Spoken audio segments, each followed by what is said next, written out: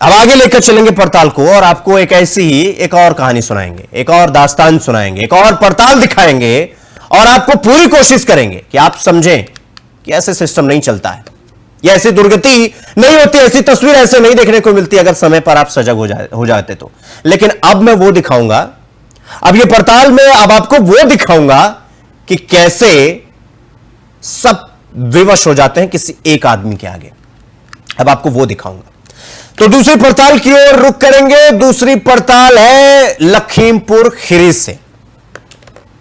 हमारी जो पड़ताल की गाड़ी है वो लखीमपुर खीरी की तरफ बढ़ी है और इसमें क्या है, आपको बता दें कि यहां पर मुख्य चिकित्सा अधिकारी को लेकर यह पूरी खबर है, जिसके इर्द गिर्द पूरी खबर घूम रही है और इनके आगे सब विवश है, सब लाचार है इनके आगे। और आपको हम बयान भी सुनवाएंगे, आपको पूरी कहानी भी बताएंगे और परत दर परत धीरे धीरे आगे बढ़ेंगे। आपको दिखाएंगे कि एक अधिकारी में इतनी पावर है कि आप सोच भी नहीं सकते हैं। और वो कैसे, ये पड़ताल जैसे जैसे आगे बढ़ती जाएगी आपको सब समझ में आता जाएगा। तो चलिए आपको पूरी पड़ताल एक बार बता देते हैं, उसके बाद अपने सहयोगी की तरफ रुख करेंगे। लखीमपुर खीरी के स्वास्थ्य विभाग में मुख्य चिकित्सा अधिकारी है, नाम है संतोष गुप्ता। इनकी मनमानी मतलब भ्रष्टाचार की पराकाष्ठा को पार कर चुकी है और हाल ही में सीएम डैशबोर्ड में खराब रैंकिंग को लेकर मतलब जिले की तेज तर्रार जिला अधिकारी दुर्गा शक्ति नागपाल भी इनसे काफी नाराज रहती हैं क्योंकि इनका track record below the belt वाला रहा है। और उन्होंने इसको लेकर सीएमओ में मतलब जुलाई माह का वेतन भी इनका रोक दिया गया था 3 महीने का और इनसे जवाब भी मांगा गया था। तो आईजीआरएस के माध्यम से लोगों की शिकायतों का गुणवत्तापूर्ण समय से निस्तारण हो, इसको लेकर लगातार शासन से अधिकारी कड़े निर्देश दिए जाते हैं। लेकिन खीरी जिले के स्वास्थ्य महकमे की मनमानी की वजह से सूबे में जिले की रैंकिंग 28वें स्थान पर पहुंच चुकी है। क्या तरक्की! हेमंत मुख्य चिकित्सा अधिकारी जिनका नाम मैंने आपको बताया संतोष गुप्ता, वो आए दिन विवादों में घिरे रहते हैं। इनका आदत है, जैसे सेलिब्रिटी वो मीडिया का टेंशन लेने के लिए उतावले रहते हैं, वैसे यह अधिकारी महोदय हैं। जिले में किसी भी जनप्रतिनिधि की बात को अनसुना करना इनके लिए ऐसे चुटकी का गेम है, ऐसे अनसुना कर देना। आईजीआरएस को समय से गुणवत्तापूर्ण निस्तारण न करना इनकी आदत रही है। सरकारी कार्यों में रुचि न लेना इनकी फितरत रही है। जिले में फर्जी अस्पताल और पैथोलॉजी अल्ट्रासाउंड सेंटरों पर कार्रवाई न करना इनका गुरूर है। शिकायतकर्ता की संतुष्टि के बिना ही फर्जी निस्तारण कर देना इनकी कला है। भाजपा कार्यकर्ताओं पर एफआईआर कराना, अवनी परिधि के तहत सिक्योरिटी गार्ड, स्वीपर कम चौकीदार, वार्ड बॉय के चयन प्रक्रिया में पारदर्शिता न लाना, सूचना के अधिकार के तहत मांगी गई सूचनाओं को उपलब्ध न कराना इनका रुतबा है। ऐसे तमाम कार्य मुख्य चिकित्सा अधिकारी महोदय जिनका नाम है, मैं तो इनको माननीय लगाना चाहूंगा इनके नाम के आगे, संतोष गुप्ता, इनके द्वारा यह सब किया जाता है और जिससे सरकार की छवि बहुत बेहतरीन हो रही, बहुत बेहतरीन, 1 नंबर छवि सही हो रही, जिसको लेकर भाजपा जिला अध्यक्ष सुनील सिंह, इन्होंने कस्ता विधायक सौरभ सिंह सोनू तक मुख्य चिकित्सा अधिकारी के खिलाफ मुख्यमंत्री और प्रमुख सचिव को पत्र लिखकर कार्रवाई की मांग कर चुके हैं इनके खिलाफ। लेकिन इनकी पहुंच, जैसा कि मैंने आपको बताया, इनकी हनक कैसी है, इन पत्रों पर कोई कार्रवाई नहीं हुआ है अभी तक। सोचकर देखिए, जनप्रतिनिधि, विधायक और कहां कहां तक बात पहुंच चुकी है, लेकिन इन पर कोई फर्क नहीं पड़ रहा है। पूरे जनपद में अब सरकार की फजीहत के अलावा और कुछ हो नहीं रहा है। एक बार आपको बयान सुनवा देते हैं। एक पीड़ित है विशाल वाजपेयी, उनकी, और समाजसेवी मनोज वाजपेयी। एक बार इन दोनों का बयान सुन लीजिए, इनका पक्ष जान लीजिए, उसके बाद हम पड़ताल की तरफ रुख करेंगे।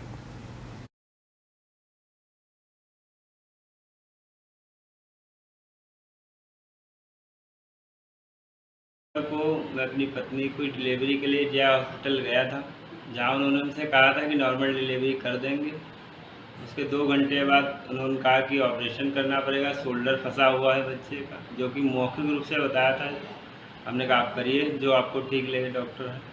तो उसके बाद वो जांच करते हैं, ना कोई जांच हुई ना कुछ। उसके बाद 12 बजे ऑपरेशन किया।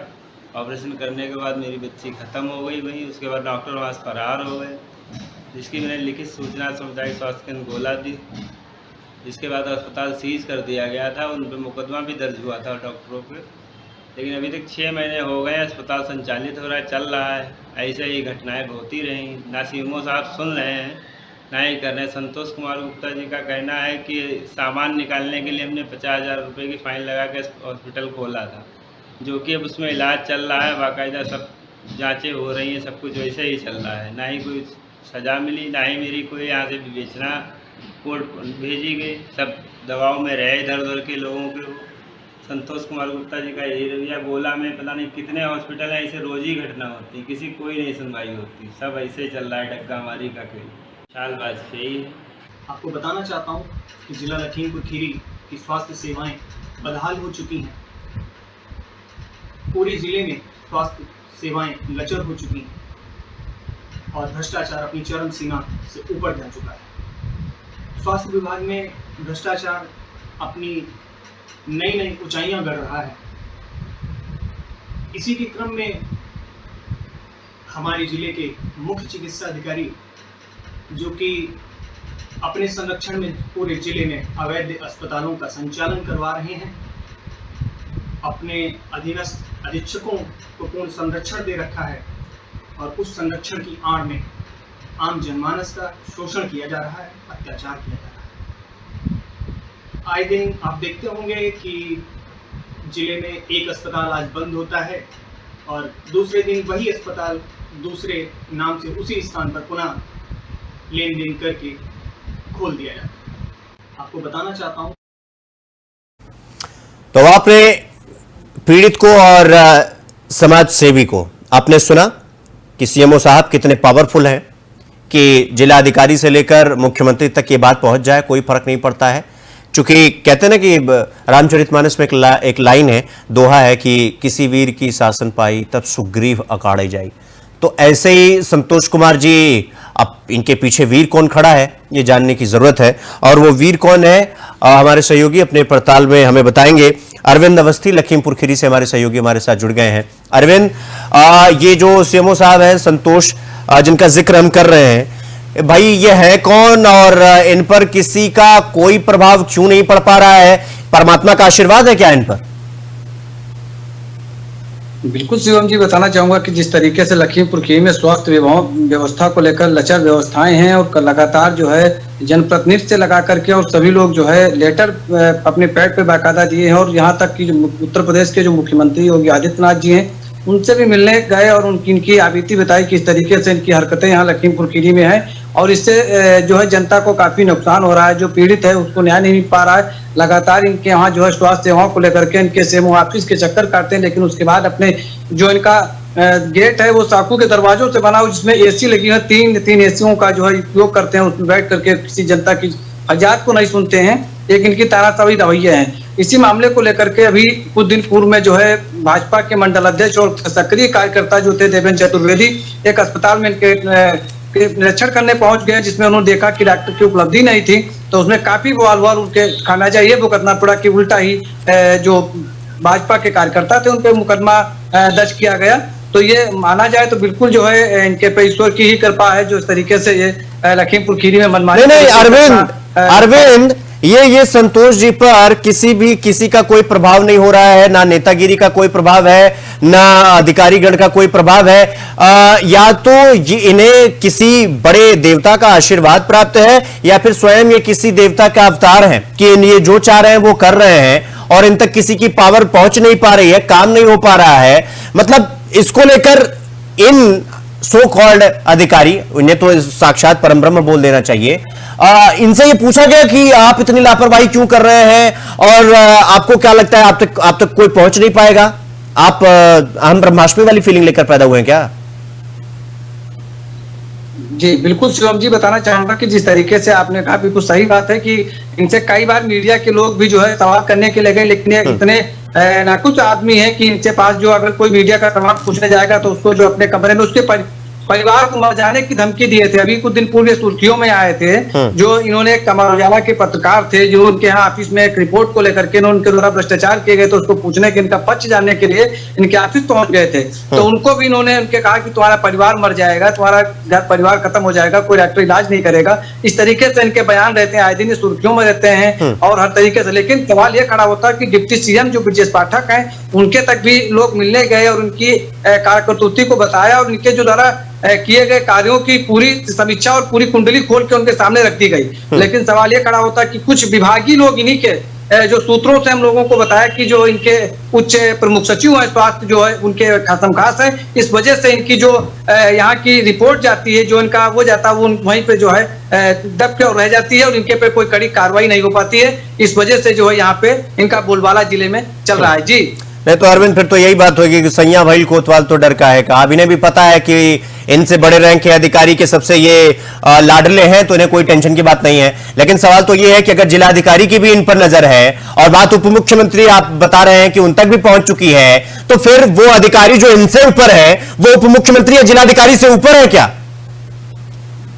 जी बिल्कुल शिवम जी, अगर देखा जाए तो जिस तरीके से जो कयास लगाए जा रहे हैं, लगातार 3 साल से एक ही जिले में डटे हुए हैं और इतनी शिकायतों के बाद, इतने विवादित होने के बाद अगर उच्च अधिकारी वहां के जो लोग हैं अगर इनके पे मुख्यमंत्री जी हैं इस तरीके से संज्ञान नहीं ले रहे हैं, तो यहाँ की जनता लगातार भी जनता भी सवाल खड़ी कर रही है कि इस तरीके के अधिकारी की जो गरीब परिवार की, गरीब पीड़ित की और जो स्वास्थ्य सेवाओं से जुड़ी समस्याओं को लेकर के हम लोग जो मुख्य चिकित्सा अधिकारी जिसको डायरेक्टर अधीक्षक कहा जाता है इन लोगों को, उसके बाद ही हम लोगों की समस्याएं नहीं सुनेंगे तो नीचे स्तर के अधिकारी कर्मचारी काम क्या करेंगे। तो इसको लेकर के लोग जो है लगातार सवाल कर रहे थे। मुख्यमंत्री जी से भी गए थे मिलने के लिए और इनके कार्यकर्ता जो भाजपा के कार्यकर्ता वो भी लोग गए थे, लेकिन उसके बाद भी जो है इनके पे कोई कड़ी कार्रवाई नहीं की गई है। इसको लेकर के काफी जनता में रोष है और कहीं कहीं सूत्रों से जानकारी मिली जो सामने कभी कभी कुछ लोग मिल जाते हैं जिनसे बात करने का प्रयास किया जाता है, तो इनके बारे में लोग कहते हैं कि जिस तरीके से भ्रष्टाचार और जिस तरीके से अपने मनमानी कर रहे हैं, तो ये 27 में इसको जो है खामियाजा आने वाले समय में जो भुगतने को पड़ेगा, क्योंकि उच्च लेवल के जो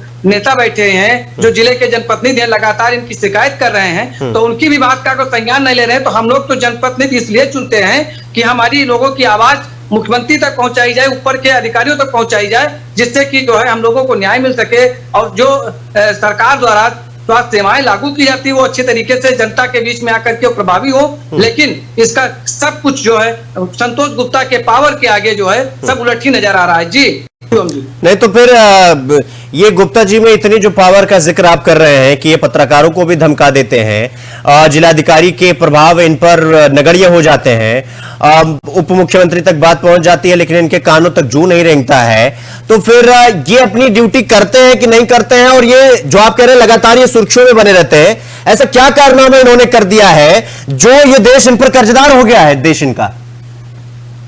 जी बिल्कुल बताऊंगा कि जिस तरीके से इन्होंने कार्रवाई को लेकर, क्योंकि कई इनके जो विभागीय कर्मचारी थे, जो संविदा कर्मचारी थे, उनको अपनी मनमानी तरीके से, जिनको कोई संविधान का कोई मतलब नहीं है, कानून के जो पंचायत में लिखा गया है कि इसके तहत कार्रवाई की जाएगी, लेकिन उसको इन्होंने ताक पर रख करके अपने ही विभाग में जो छोटे कर्मचारी हैं उनको जो है अपनी नौकरी से उनको निकाल दिया, उनको सस्पेंड कर नहीं दिया, बिल्कुल निलंबित करके खत्म कर दिया। वो आज वो न्याय की भीख मांग रहे थे लोग, इनके कई डॉक्टर इन्हीं के विभाग के जो इनके पे आरोप लगाए हैं और साथ ही डीएम से लगा के मुख्यमंत्री तक इनके विभागीय लोगों ने लिख के दिया है, लेकिन उसके बाद भी इनके पे ईश्वर की कृपा कायम है जो आज तक ना तो जिले से हटाए गए, ना इन पे कोई विभागीय जांच हुई और ना इनके पर कोई कार्रवाई हुई। सवाल ये भी खड़ा होता है कि कई ऐसे सैनिटरी सेंटर थे जो फर्जी चलाए जा रहे हैं, सब कुछ जो है फर्जी चल रहा है, उसकी शिकायतें अगर पत्रकारों लोग द्वारा या जनता के द्वारा किया जाता है, IGRF के द्वारा माध्यम से किया गया है, उसको अपनी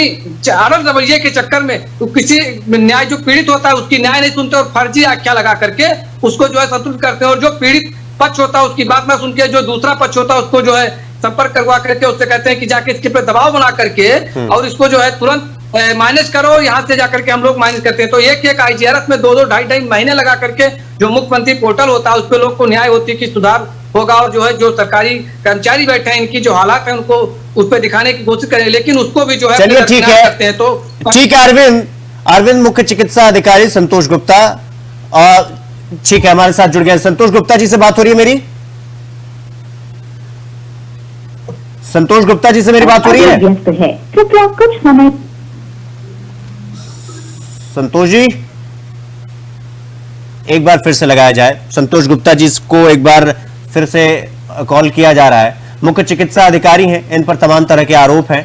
इन पर आरोप ऐसे ऐसे हैं कि भाई जिलाधिकारी से लेकर कर्मचारी तक हर कोई इनसे परेशान है, लेकिन पावर इतनी, हनक इतनी कि किसी का कोई फर्क इन तक पहुंच नहीं पाता। इनके पास इंद्र का धनुष भी है और मतलब जितने भी अस्त्र शस्त्र हैं सब कुछ इनके पास हैं। तो एक बार फोन लगाया जाए और जैसे ही वो जुड़े तुरंत हमें सूचित किया जाए। हम उनसे पूछेंगे कि भाई ऐसा कौन सा वरदान आपको ब्रह्मा के द्वारा प्राप्त हो गया जो आम लोगों तक नहीं पहुंच पा रहा है।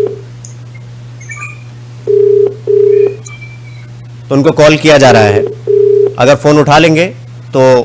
The number you have dialed is currently busy. हाँ बिल्कुल, ये करंटली बिजी और मुख्य चिकित्सा अधिकारी हैं संतोष गुप्ता जी।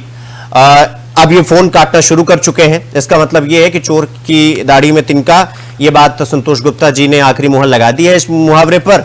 तो इसलिए संतोष गुप्ता जी, आपको एक चीज बहुत अच्छी तरीके से हम इस प्रोग्राम के जरिए आपको बताना चाहेंगे कि अगर आपको ये लगता होगा कि आप ईश्वर की बनाई हुई अजीब सी चीज है जो किसी के हाथ नहीं आ रही है, तो इसका मतलब ये है कि आप बिल्कुल ये मानकर बैठे हैं कि कोई हमारा कुछ उखाड़ नहीं पाएगा, किसी से कुछ होगा नहीं और हम जो चाहेंगे वो करेंगे। लेकिन जनता सर्वोपरि है और जनता ही आपका हिसाब किताब करेगी। अगर तो आप सुधर नहीं जाते या आप वो नहीं करते जिसके लिए आपको जनता ने पेमेंट देकर, मोटी रकम देकर आपको यहां पर बैठाया है। तो अरविंद, अब चूंकि संतोष गुप्ता जी फोन काटना शुरू कर दिए हैं, शायद उनको इस बात की भनक लग गई, लेकिन फिर वही मामला कि अगर ये ऐसे हैं तो ये सस्पेंड क्यों नहीं किए जाते हैं, ये हटाए क्यों नहीं जाते हैं? भाई इनका ट्रांसफर कर दिया जाए। अगर एक मछली की वजह से पूरा तालाब गंदा हो रहा है तो जरूरत है ना कि मछली को उठाकर बाहर कर दिया जाए, तालाब को स्वस्थ रहने दिया जाए।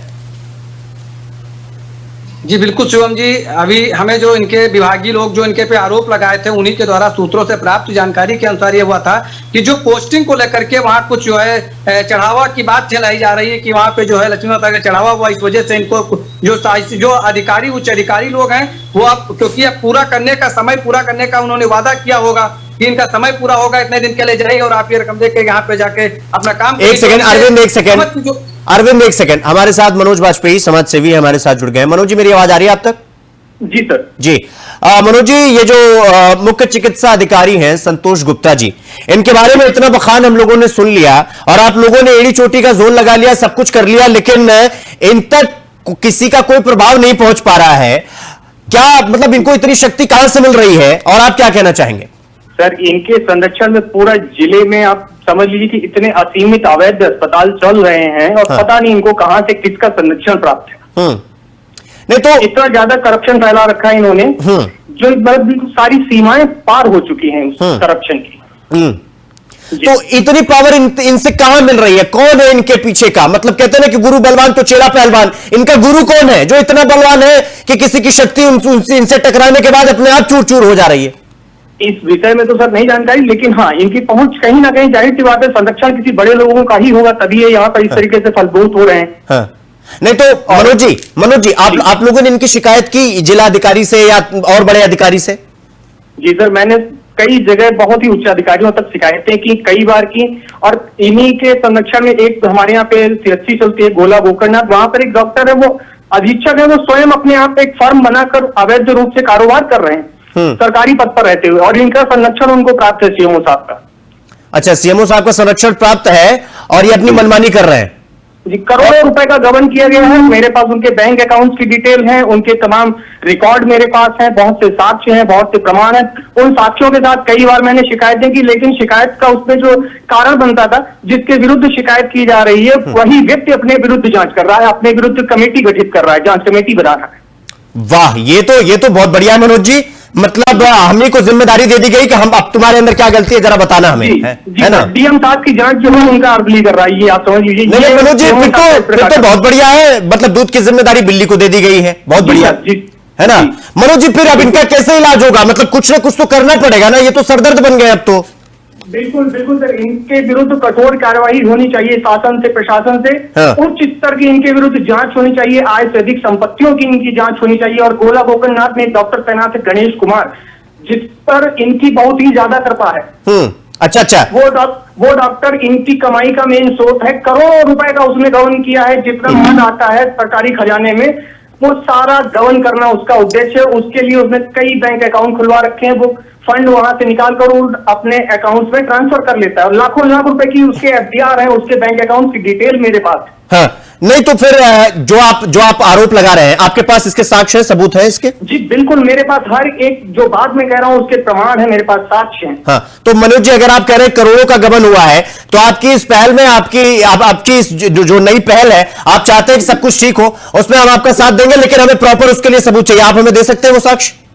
बिल्कुल सर, मैं आपको उपलब्ध करा सकता हूँ हर एक चीज मेरे पास। वो भी वही जो अधीक्षक हैं उन्हीं के द्वारा, सीएमओ के द्वारा मुझे जानकारी आरटीआई के माध्यम से प्रदान की गई। चलिए ठीक है मनोज जी, बहुत बहुत धन्यवाद आपका हमसे जुड़ने के लिए और संतोष जी के बारे में तमाम जानकारी हमारे साथ साझा करने के लिए। लेकिन वो सबूत और साक्ष्य में जरूर दीजिएगा, और आपकी इस पहल में आपकी ये जो एक नई अभियान आप छिड़ रहे हैं उसमें हम आपका साथ देंगे। लेकिन अगर सब कुछ सही रहा तो फिर संतोष गुप्ता जी, अगर मेरी बात आप सुन रहे हैं तो आप तक अब कार्रवाई होगी। और चूंकि अब आप इतने ढीठ हो चुके हैं कि आपको लग रहा है कि सिस्टम का हाथ हो या किसी का भी हाथ हो, आप तक नहीं पहुंच सकता है, लेकिन आपको जवाब तो देना पड़ेगा। एड़ी चोटी का जोर लगा लीजिएगा, आपको जवाब तो देना पड़ेगा। और वो कहते हैं ना कि ना हम सफर ना हम नशी से निकलेगा, तो हमारे पांव का कांटा है तो हम ही से निकलेगा, तो हम ही से निकलेगा ये। खैर अरविंद, आपका बहुत बहुत धन्यवाद, चूंकि समय का अभाव भी है। आपका बहुत बहुत धन्यवाद हमसे जुड़ने के लिए और इस पड़ताल की पूरी खबर हमारे सामने लाने के लिए। सोचिए, एक अधिकारी, एक सीएमओ अधिकारी, इतनी पावर कि सबके सब लगा लिए अपनी अपनी ताकत, लेकिन उस पर कोई फर्क नहीं पड़ रहा है। मतलब कर्ण कवच पहन के वो आदमी बैठा हुआ है। ऐसे ऐसे लोग इस सिस्टम में बैठे हुए हैं। इस देश का उद्धार भी हो, इस देश का जीर्णोद्धार भी हो तो कैसे हो? हम विश्वगुरु बनने जा रहे हैं, एक अधिकारी को नहीं हटा पा रहे, भ्रष्ट अधिकारी को नहीं हटा पा रहे। मतलब आसपास के लोग परेशान हैं, अधिकारी परेशान हैं, और यह आदमी अपनी जिद पर अड़ा हुआ है। उप मुख्यमंत्री तक बात पहुंच गई है और तमाम लोग बता भी रहे हैं। हालांकि हमारे सामने सबूत नहीं है, साक्ष्य नहीं है, तो हम डायरेक्ट नहीं बोल सकते हैं, लेकिन कहा जा रहा है कि इस आदमी ने करोड़ों का गबन किया हुआ है, लेकिन किसी को कोई इस बात का फर्क नहीं पड़ रहा है। लेकिन अब चूंकि इस पहल में हम भी जिम्मेदार हो चुके हैं, हमने भी इसमें अपनी जिम्मेदारी उठा ली है, तो हम भी उतना ही उसमें जिम्मेदारी निभाएंगे। इसलिए जो सबूत और साक्ष्य हमारे पास आए तो हम निडर और निष्पक्ष होकर इसको चलाएंगे और आप सबके सामने रखेंगे, और इसके बाद इनके ऊपर कार्रवाई होगी नहीं होगी, फिर क्या होगा, यह आप सब सुनिश्चित करिएगा। फिलहाल अंत में आपसे बस वही कहूंगा कि न हम सफेदी के दोस्त हैं, न शाही के दुश्मन हैं, हमें बस आईना दिखाना है और वो हम दिखाते रहेंगे। फिलहाल आपकी तहसील, आपकी खबर में इतना ही। नमस्कार।